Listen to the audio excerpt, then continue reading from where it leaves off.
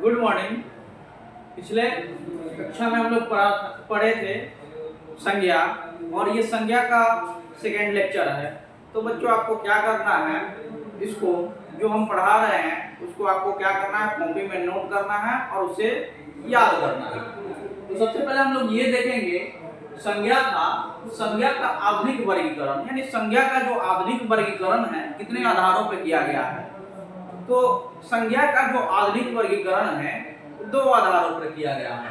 एक आधुनिक व्याकरण के अनुसार गणना के आधार पर संज्ञा का वर्गीकरण, और सेकेंड हो गया आधुनिक व्याकरण के अनुसार प्राण या जीवन के आधार पर संज्ञा का वर्गीकरण।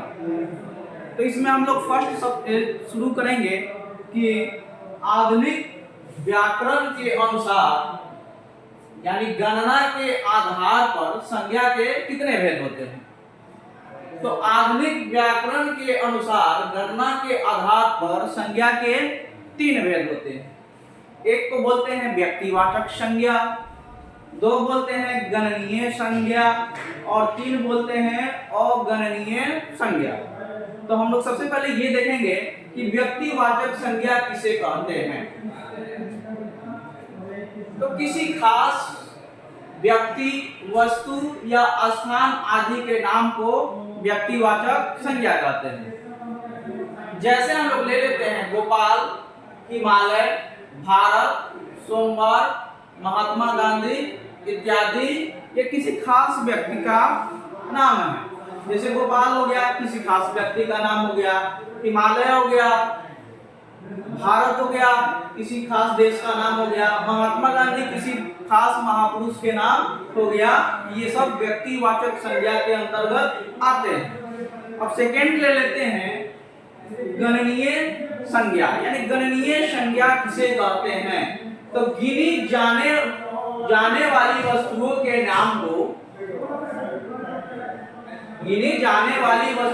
नाम को गणनीय संज्ञा कहते हैं। जैसे हम लोग ले लेते हैं किताब और घोड़ा। ये किताब और घोड़ा कहने का मतलब ये है कि किताब आप गिन सकते हैं कि कितने किताब हैं, घोड़ा आप गिन सकते हैं कि कितने घोड़ा।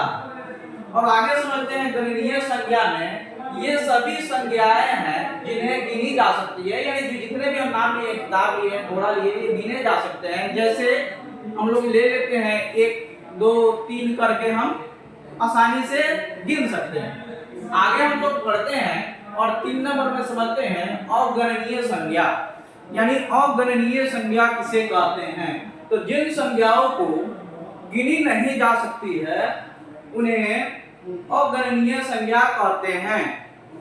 एक बार और समझ लीजिएगा, जिन संज्ञाओं को गिनी नहीं जा सके उन्हें हम लोग अगणनीय संज्ञा कहते हैं। जैसे हम लोग ले लेते हैं चीनी।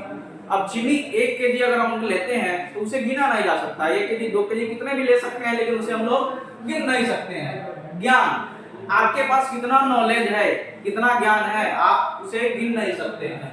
पानी को भी नहीं गिना जा सकता है, इसलिए इसे हम लोग अगणनीय संज्ञा कहते हैं। अब सेकेंड में आते हैं आधुनिक व्याकरण के अनुसार प्राण या जीवन के आधार पर।